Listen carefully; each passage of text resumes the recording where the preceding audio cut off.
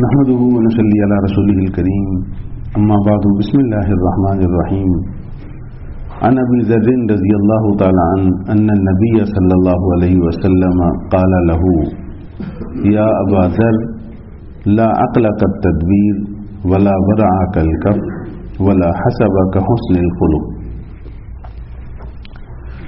حضرت ابو ذر رضی اللہ تعالیٰ عنہ سے مروی ہے، فرماتے ہیں ان النبی صلی اللہ علیہ وسلم قال له کہ جناب نبی کریم صلی اللہ علیہ وآلہ وسلم نے خود ان سے ایک مرتبہ فرمایا یا ابا ذر لا عقل كالتدبير، اے ابو ذر تدبیر یعنی اسباب اختیار کرنے جیسی کوئی عقل نہیں ہے، ولا ورع كالكف اور گناہوں سے رکنے کی طرح کوئی پرہیزگاری نہیں ہے، ولا حسب كحسن الخلق اور اچھے اخلاق جیسی کوئی شرافت نہیں ہے۔ اس روایت میں جناب نبی کریم صلی اللہ علیہ وآلہ وسلم نے تین باتیں ارشاد فرمائیں، اور یہ تینوں باتیں حضرت ابو ذر رضی اللہ تعالیٰ عنہ کو مخاطب کر کے ارشاد فرمائیں۔ حضرت ابو ذر رضی اللہ تعالیٰ عنہ صحابہ اکرام میں، ویسے تو سارے صحابہ اکرام بہت زیادہ زاہد عن دنیا تھے، دنیا سے بے رغبتی تھی ان میں، لیکن حضرت ابو ذر رضی اللہ تعالیٰ عنہ جو تھے یہ وہ خاص صحابی ہیں کہ جو بہت زیادہ اس کے مخالف تھے کہ یہ دنیا کی آرائش ذبائش اختیار کی جائے، حتیٰ کہ بسا اوقات ہاتھ میں ڈنڈا لے کر صحابہ کے پیچھے ہو جاتے تھے کہ حضور کے زمانے میں تو اس طرح کے پکے گھر نہیں تھے، تم کیوں بناتے ہو؟ یعنی بہت ہی صوفی مزاج اور زاہد طبیعت تھے۔ اور پھر ان کو غالباً حضرت عثمان غنی رضی اللہ تعالیٰ عنہ کے زمانے میں مقام ربضہ سعودیہ میں ابھی بھی تنہا ان کی قبر ہے، وہیں ایک تنہائی میں جا کر انہوں نے وقت گزارا، اس لیے کہ شہر میں دیکھ کر ان سے نہیں ہوتا تھا کہ یہ لوگ کیوں حضور کے زمانے سے ہٹتے جا رہے ہیں، یہ چیزیں تو حضور کے زمانے میں نہیں تھی، تو گویا کہ دنیا داری وہ سمجھتے تھے، حالانکہ ان کے جو مزاج میں کچھ تیزی آ گئی تھی اس سلسلے میں، جذب تھا ان کا، تو حضور نے اپنے ہی وقت میں ان سے یہ فرمایا تھا اے ابو ذر لا عقل كالتدبير، اسباب اختیار کرنے جیسی عقل نہیں ہے۔ وہ بالکل اسباب کا سمجھتے تھے کہ بھائی اس کی کوئی ضرورت نہیں ہے، اللہ نے رزق دینا ہے، کیوں بھاگے دوڑے پھر اتنا؟ تو حضور نے فرمایا کہ نہیں، یہ جو اسباب اختیار کرنا ہوتے ہیں نا، یہ اصل عقل مندی یہ ہے کہ اسباب کے واسطے سے اللہ تعالیٰ عطا فرماتے ہیں۔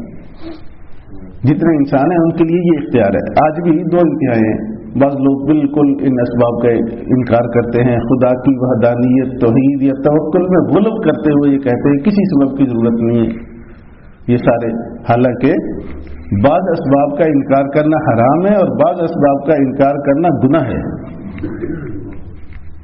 بعض اسباب کا انکار کرنا گناہ ہے۔ اب دیکھیں، ایک سبب یہ ہے کہ ہم کھانا کھاتے ہیں، ہماری بھوک مٹتی ہے، تو کھانا ہم بھوک مٹانے کے لیے ایک سبب ہے نا، ورنہ حقیقت میں تو اللہ تعالیٰ بھوک مٹاتے ہیں، کھانا تو نہیں مٹا سکتا۔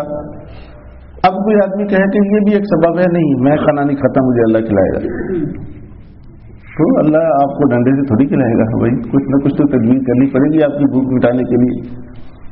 اور کچھ اسباب ایسے ہیں کہ عادتاً اس سے آپ کی ضرورت پوری ہوتی ہے، کبھی نہیں بھی ہوتی، جیسے دوا ہے، ایک سبب کے طور پر ہم استعمال کرتے ہیں بیماری کے لیے کہ بھئی اللہ تعالیٰ اس دوا کے سبب سے شفا عطا فرماتے ہیں، اور جناب نبی کریم صلی اللہ علیہ وسلم نے بھی استعمال کیے، اس دعا کو مؤثر نہیں سمجھتے۔ آج اس درجے بھی غلب ہے ویسے کہ جی بس پیناڈول کھانے کے بعد تو سر کا درد ٹھیک ہی ہو جاتا ہے، یہ ضروری نہیں ہے بھائی۔ ہاں، سنت سمجھ کر یہ اختیار کرو، اور اس سبب کے نتیجے میں اللہ تعالیٰ اکثر شفا عطا فرما دیتے ہیں، کبھی نہیں بھی ہوتی، وہ یہ بتانے کے لیے کہ گولی اصل میں اثر نہیں کر رہی، ہماری قوت اثر کر رہی ہے پیچھے، کبھی کبھی اس لیے شفا نہیں ہوتی۔ اس لیے زیادہ ان اسباب پہ انحصار کرنا وہ ٹھیک نہیں ہے۔ ہاں، جہاں آپ کچھ اسباب ایسے ہیں کہ جی آپ اگر وہ اختیار نہ بھی کریں تو کوئی زیادہ مطلب ضروری نہیں ہے، لیکن انکار نہیں ہم کر سکتے، اس کا انکار نہیں کر سکتے. تو یہ بات سمجھائی حضرت ابو ذر کو جو فرماتے تھے کہ بھائی اس کی کیا ضرورت ہے، اتنا کچھ لوگ کیے بیٹھے. فرمایا لا عقل کا تدبیر اختیار کرنے جیسی، اسباب اختیار کرنے جیسی عقل نہیں ہے، اس میں غلب درست نہیں ہے. تو وہی ایک جملہ جو ہمارے بزرگ فرماتے ہیں، ہمیشہ نظر مسبب الاسباب پر ہونی چاہیے، اسباب پر نہیں ہونی چاہیے. آپ جو بھی سبب اختیار کرتے ہیں، نظر مسبب الاسباب، اللہ تعالیٰ کی ذات پہ ہو. میں نے دکان کھولی ہے تو بھی نظر، رزق اللہ دے گا، دکان پہ نہیں ہونی چاہیے. یہ ہے حاصل پورے دین کا.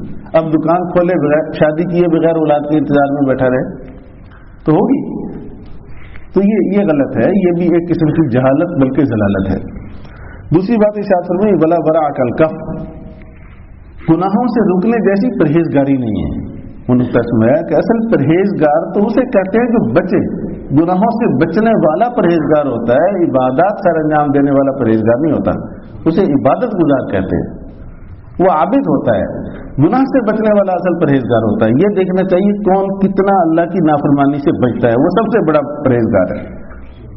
کوئی یہ نہیں دیکھنا کہ وہ نوافل کتنے پڑھ رہا ہے، تسبیحات کتنے کر رہا ہے، اور ظاہر حلیہ کیسا ہے.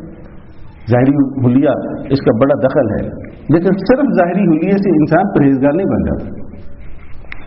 تو اس لیے فرمایا یہ اس حقیقت کو بھی سمجھنے کی ضرورت ہے کہ لا ورع کلکف، گناہ سے رکنے جیسی کوئی پرہیزگاری نہیں ہے. ولا حسب کحسن الخلق. تیسری بات ارشاد فرمائی کہ اچھے اخلاق جیسی شرافت نہیں ہے. اصل شرافت یہ ہے کہ آپ کے اخلاق اچھے ہوں. آپ کے اخلاق اچھے نہیں ہیں، باقی جو چیزیں کہ جی وہ بڑا شرمیلا انسان ہے، وہ بڑا عورتوں میں نہ بیٹھنے والا، ہمارے ہاں یہی ہے اس کا تصور. حسن اخلاق کا بھی ہم نے چھوٹا سا تصور سوچ رکھا ہے کہ بس بھائی مسکرا کے مل لینا.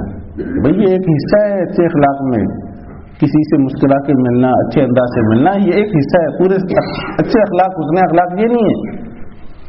وہ تو میں نے عرض کیا کہ حسن اخلاق، اس میں آقا کریم صلی اللہ علیہ وسلم فرمانے کہ وہ انسان اس انداز سے زندگی گزارے کہ دوسرے کے لیے اذیت کا باعث نہ بنے. ہر وقت یہ سوچے کہ مجھ سے کسی کو، میرے عمل سے، قول سے دوسرے کو اذیت نہ ہو. تو اس انداز سے زندگی گزارنا یہ اچھے اخلاق، اور فرمایا یہی اصل شرافت ہے. عرف میں جو ہم نے شامل رکھی ہے وہ نہیں ہے. اللہ تعالیٰ ان تمام باتوں پر ہمیں عمل کی توفیق عطا فرمائے.